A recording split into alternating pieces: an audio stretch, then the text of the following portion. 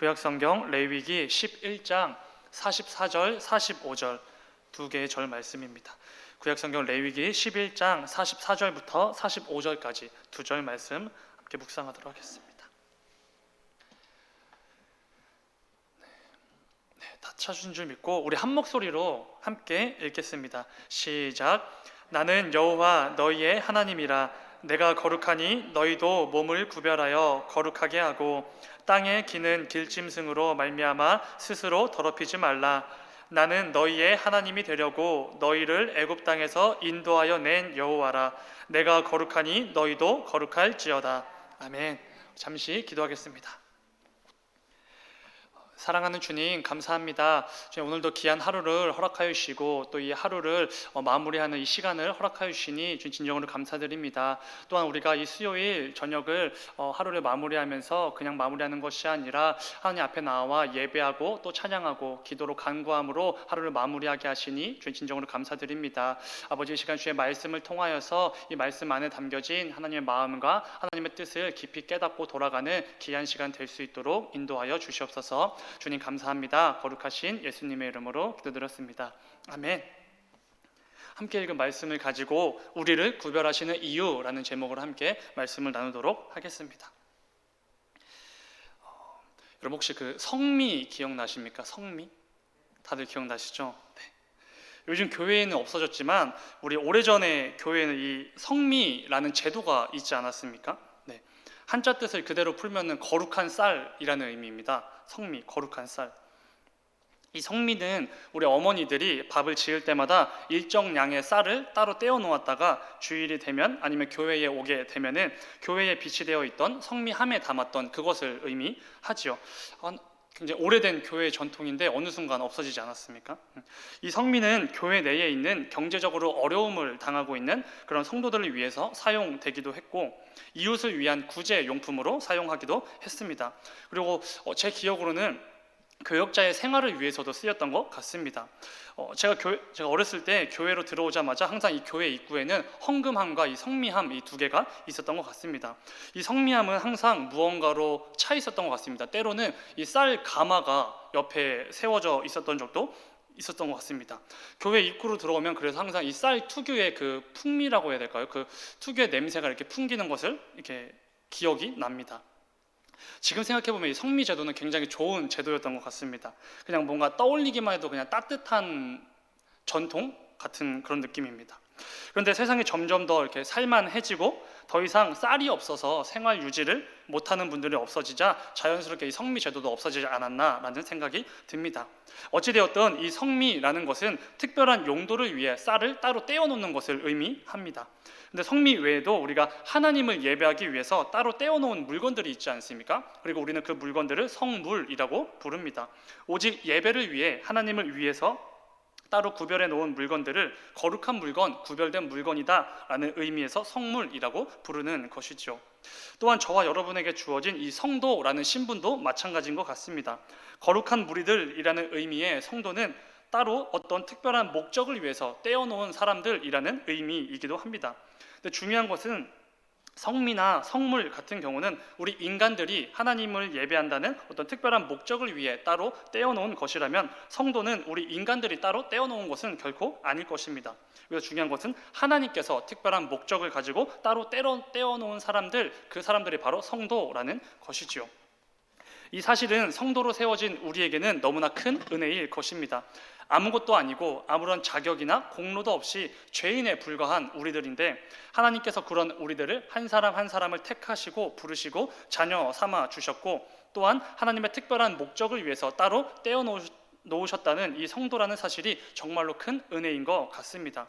우리가 잘 알다시피 이 본문에서 사용된 구별됨이라는 단어와 거룩함이라는 단어는 동일한 단어입니다. 오늘 본문 44절에서 등장하는 구별과 거룩은 번역상 다르게 되었을 뿐이지 히브리어 원어로는 동일한 단어입니다.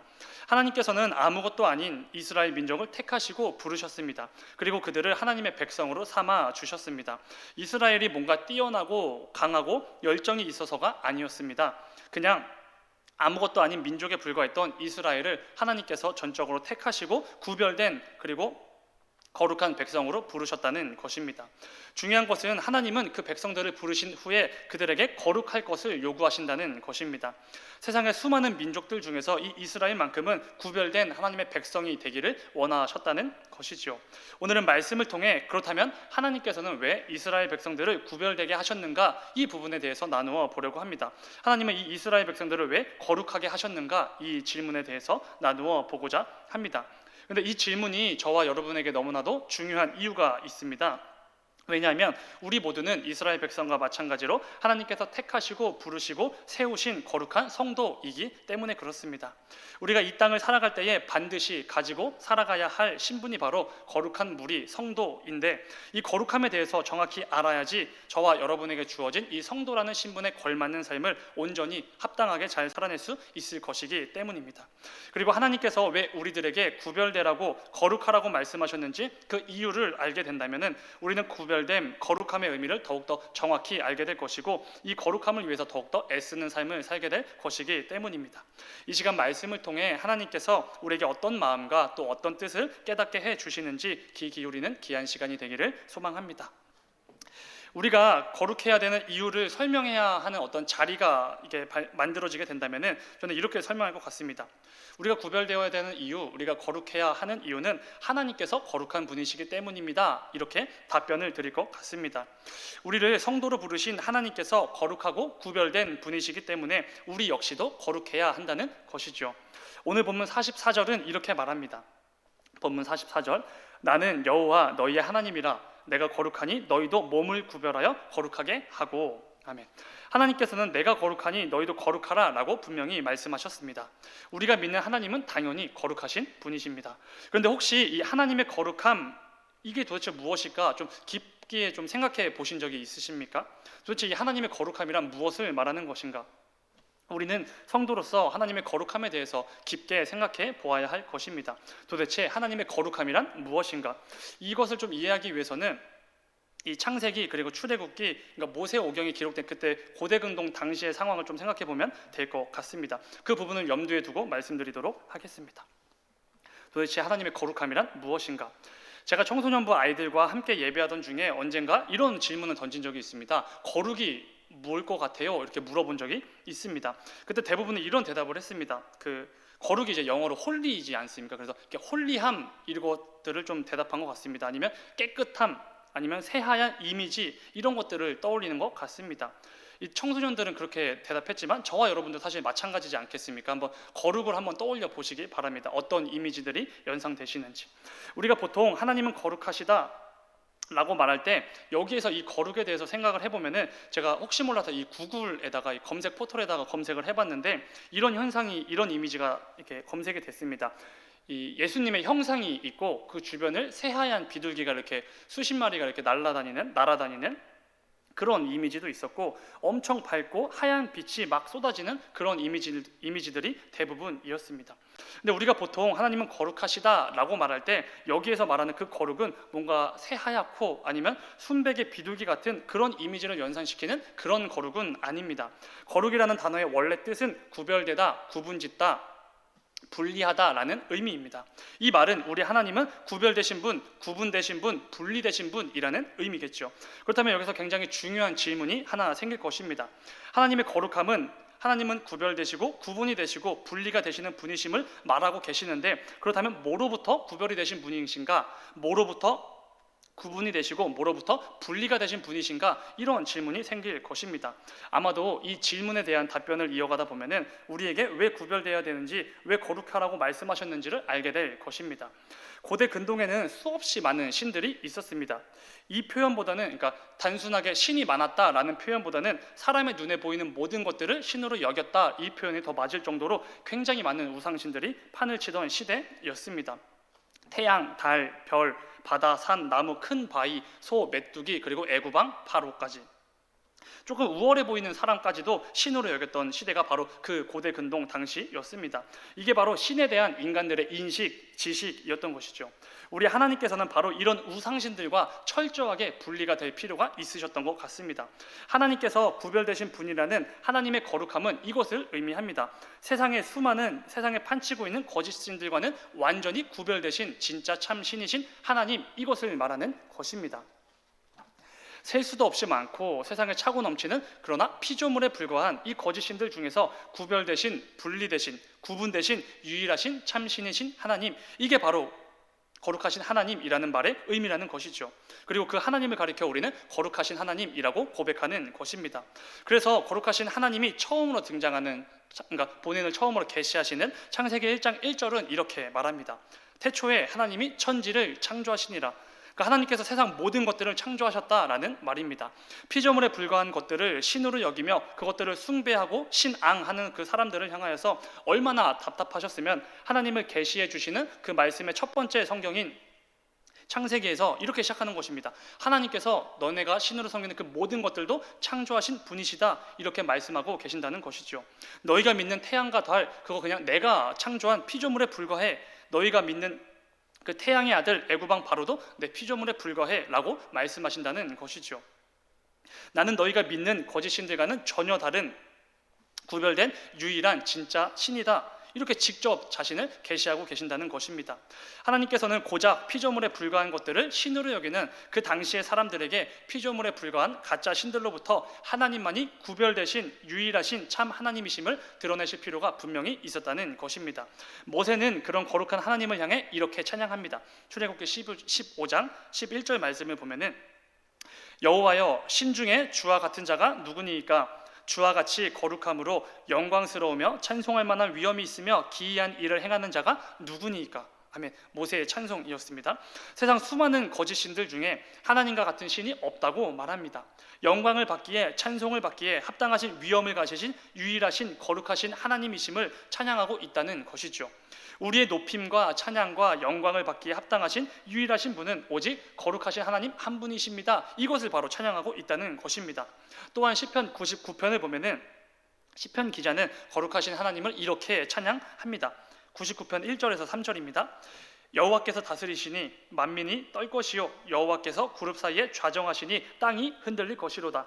시온에 계시는 여호와는 위대하시고 모든 민족보다 높으시도다. 주의 크고 두려운 이름을 찬송할지니 그는 거룩하심이로다. 아멘. 하나님은 온 세상에 두려워 떨 만큼, 땅이 흔들린 만큼 모든 민족보다 높으신 크고 두려운 이름을 가지신 유일하신 거룩한 하나님이시다라고 분명히 찬양하고 있는 것입니다. 우리가 하나님은 거룩하십니다 라고 고백할 때 그 말의 의미가 바로 이것이죠. 세상 그 무엇도 비교할 수 없는, 세상 그 누구도 대체할 수 없는 분, 그분이 바로 하나님입니다 라는 고백을 담아서 우리가 거룩하신 하나님이라고 고백한다는 것입니다. 그분의 위엄 앞에 서기만 하면은 온 세상의 두려움에 떨고 마땅히 그 이름을 찬양할 수밖에 없는 진짜 신이신 하나님, 하나님의 거룩하심이 바로 이런 것입니다. 거룩한 성도로 부름을 받은 우리는 우리를 부르신 거룩하신 하나님에 대해 정확히 알고 있어야 할 것입니다. 이 부분을 반드시 기억하시고 우리에게 맡겨진 이 성도라는 신분이 얼마나 값지고 얼마나 중요한 것인지를 매일 매순간 염두에 두고 삶을 살아가야 하는 것입니다. 다시 오늘 본문으로 돌아와 이렇게 거룩하신 하나님께서 뭐라고 말씀하고 계시죠? 본문 44절에 나는 여호와 너희 하나님이라, 내가 거룩하니 너희도 몸을 구별하여 거룩하게 하고, 이렇게 말씀하고 계십니다. 내가 거룩하니 너희도 거룩하라. 내가 거짓 신들과 구별되었듯이 너희도 이 세상과 구별되어라 라고 말씀하신다는 것입니다. 그런데 그 이유가 뭐라고 말씀하시죠? 내가 거룩하니 너희도 거룩하라. 이거에 대한 이유? 이렇게 말씀하시죠. 내가 너희의 하나님이기 때문이다 라고 말씀하십니다. 우리가 성경 통독을 하다 보면 이렇게 비교적 좀 힘든 구간이 있습니다. 그 구간이 바로 레위기이지 않을까 생각이 됩니다. 내용 자체도 쉽지가 않고 대부분이 이야기 형식으로 진행되지 않기 때문에 좀 어려운 부분도 있습니다. 그러나 정말 중요하고 핵심이 되는 귀한 말씀들이 가득한 곳이 레위기이기도 하지 않습니까? 근데 여러분, 그 레위기 통독하시다 보면은 계속해서 자꾸 반복되는 말이 있습니다. 그게 뭔지 기억나십니까? 이런 말이 아마 계속 반복될 것입니다. 나는 너희의 하나님이라. 좀 기억나십니까? 이 말씀이 계속해서 반복되는 거가 좀 기억이 나실 것입니다. 어떤 내용이 등장하고 그 다음에 곧바로 이어서 나는 너희의 하나님이라 이렇게 되는 것이죠. 레위기는 하나님께서 이스라엘 백성들에게 거룩하게 구별되는 방법을 알려주시고 그 거룩함을 힘입어 하나님 앞으로 나아오도록 하기 위한 이 율법이 담긴 책이 바로 레위기지 않습니까? 계속해서 하나님께서는 율법을 통해 이스라엘 백성들에게 요구하십니다. 너희는 구별되어야 된다. 너희는 이 율법을 통해 거룩해야 한다. 계속해서 요구하십니다. 그런데 거룩하라고 요구하실 때마다 그 뒤에 뭐라고 말씀하시죠? 나는 너희의 하나님이라. 나는 너의 여호와 하나님이라. 이것을 계속 반복하신다는 것입니다. 오늘 본문도 마찬가지죠. 나는 여호와 너희의 하나님이라 라고 말씀하시는 것을 볼 수 있습니다. 이를 통해 우리가 알 수 있는 사실이 하나 있습니다. 무엇이죠? 우리가 거룩하고 구별되어야 하는 이유는 다른 게 아닙니다. 하나님께서 우리의 하나님이 되시기 위함, 이게 바로 그 이유라는 것입니다. 이 사실을 우리가 분명히 알 수 있을 것입니다. 오늘 본문 45절은 이렇게까지 말합니다. 본문 45절, 나는 너희의 하나님이 되려고 너희를 애굽 땅에서 인도하여 낸 여호와라. 내가 거룩하니 너희도 거룩할지어다. 아멘. 하나님께서 우리의 하나님이 되어 주시기 위해서 그 많은 역사들을 보여주셨다고 말씀하십니다. 어떻게 감히 이런 일이 있을 수 있겠습니까, 여러분? 사실 불가능한 것입니다. 그죠? 피조물에 불과한 이 존재들을 위하여 영원하고 무한하고 불변하신 하나님께서 이런 일들을 행하신 건 불가능한 것입니다. 모든 것을 초월하시는 이 창조자 하나님께서 고작 피조물에 불과한 우리를 위해서 우리의 하나님이 되시기 위해 그 크신 일들을 계획하시고 이루어 가신다는 이 놀라운 사실은 그냥 이렇게 읽기만 해도 굉장히 감격이 벅차오르는 말씀이기도 합니다. 그런데 이것이 가능한 이유가 있지 않습니까? 그것은 우리가 잘 알고 있는 하나님이 그런 분이시기 때문입니다. 우리 하나님은 사랑과 자비와 긍휼의 하나님이시기 때문에 그렇습니다. 그렇기 때문에 가능한 것이죠. 세상 거짓 신들은 절대로 불가능한 거룩하신 하나님이시기 때문에만 가능한 것입니다. 애초에 하나님께서 이스라엘 백성들에게 율법을 주시면서 스스로 구별되게 하시고 거룩하게 하신 이유가 무엇이죠? 아까 나눈 것처럼 하나님께 나아오도록 하기 위함이었습니다. 그렇기에 율법은 다른 말로 이렇게 말할 수 있습니다. 하나님께 나아오는 방법, 이게 바로 율법이다 라고 부를 수 있을 것입니다. 왜 하나님께 나아오도록 하시지요? 근데 하나님께서는 다른 게 아니죠. 하나님께서 저와 여러분과 함께하고 싶으셔서 우리의 하나님이 되어주고 싶으시기 때문에 이 이유 하나 때문에 그렇게 하시는 것이죠.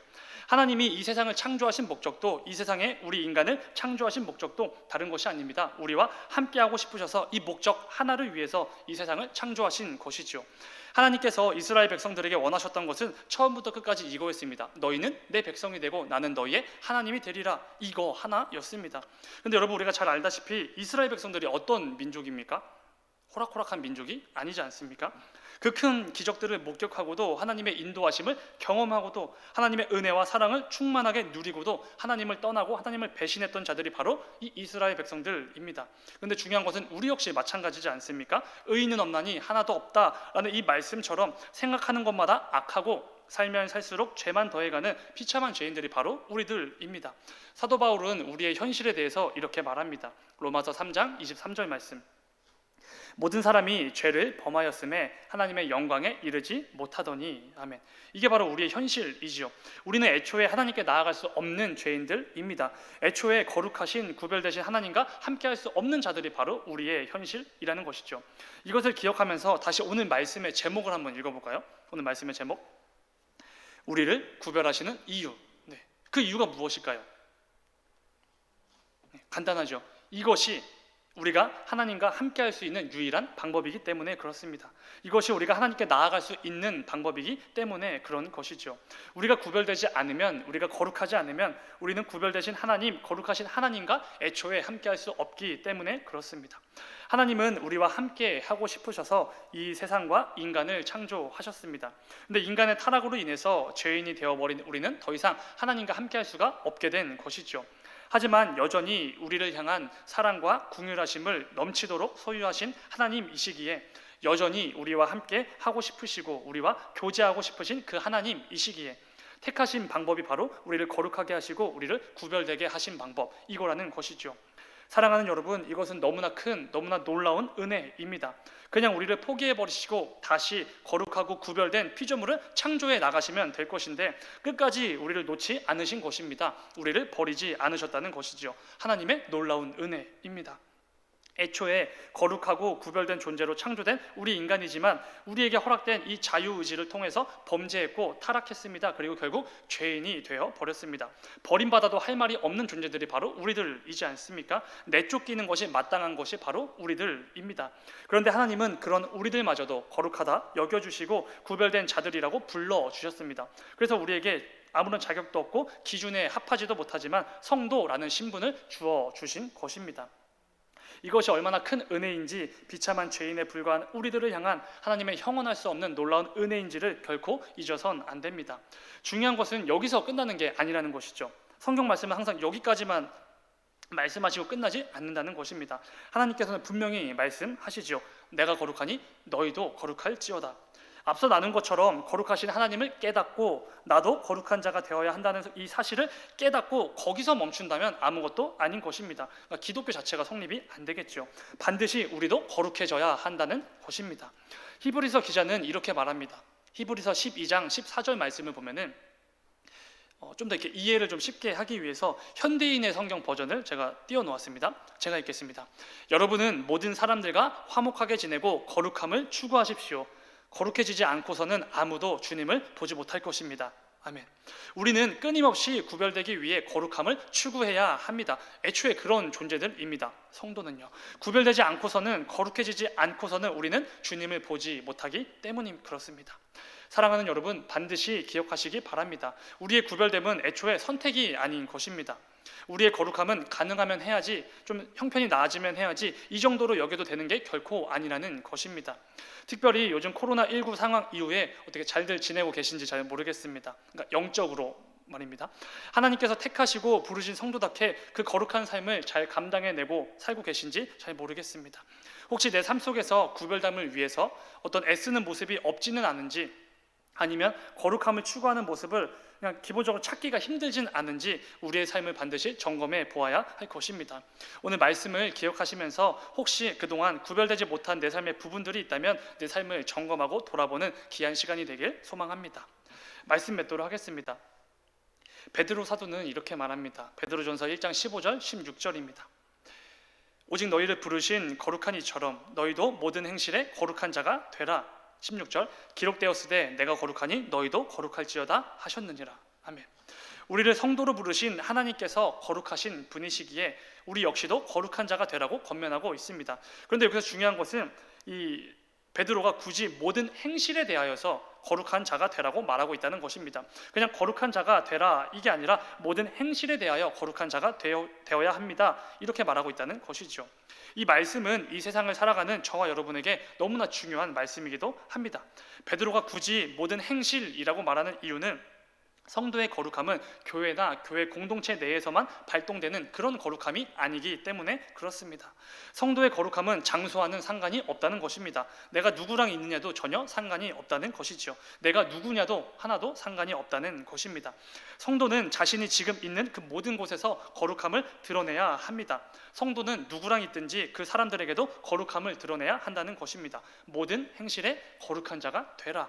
부디 오늘 말씀을 잘 기억하시면서 하나님께서 따로 떼어놓은 사람들이라는 의미의 이 성도라는 신분에 합당한 삶을 살아가는 우리 모두가 되기를 소망합니다. 거룩하신 하나님께서 세상에 가득한 온갖 거짓 신들과 우상들로부터 구별되신 것처럼 우리 역시도 거룩한 무리들 성도답게 이 세상으로부터 구별되기 위해 애쓰는 저와 여러분이 되기를 소망합니다. 이를 통해 도무지 구별됨이 없어서 거룩함이 없어서 하나님에 나아가지 못하고 하나님과 함께 할 수 없는 그런 비참한 인생들이 아니라 거룩함으로 담대히 하나님 앞에 늘 나아가며 하나님과 늘 함께 인생길을 걸어가는 저와 여러분이 되기를 간절히 소망합니다. 잠시 기도하겠습니다. 사랑하는 주님, 우리 모두에게는 거룩함으로 무장되어야 할 성도라는 신분이 주어졌습니다. 우리가 이 사실을 늘 기억하여서 하나님께서 성도로 부르신 그 모든 자리에서 어떻게든지 구별되기 위해 애쓰고 노력하는 것들을 통해서 그 부르심에 합당한 거룩한 성도로 살아갈 수 있도록 주님 인도하여 주시옵소서. 우리는 늘 연약하고 부족하지만 모든 것을 주관하시는 하나님께서 우리를 인도하여 주셔서 도무지 구별될 수 없는 장소에서도 구별되게 하시고 도저히 구별될 수 없는 사람들과의 관계에서도 구별되게 하셔서 늘 하나님께 거룩함으로 나아가는 우리 모두가 되게 하여 주시옵소서. 주님 감사합니다. 거룩하신 예수님의 이름으로 이름으로 기도드렸습니다. 아멘. 너희는 이렇게